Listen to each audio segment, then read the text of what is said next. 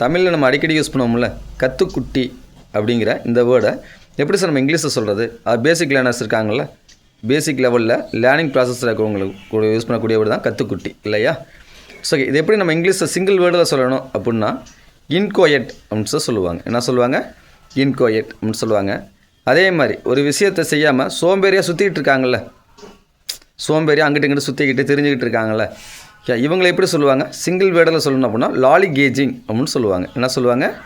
லாலி gauging. அப்போ he is Lawley gauging அப்படின்னா அது அவன் ஒரு சோம்பேறியாக சுற்றிட்டு இருக்கவன் அப்படின்னு சொல்கிறதுக்கு நம்ம யூஸ் பண்ணுவோம்.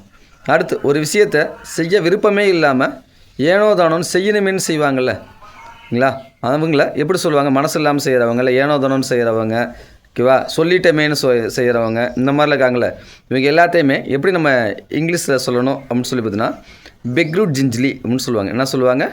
பெக்ரூட் ஜிஞ்சிலி அப்படின்னு சொல்லுவாங்க.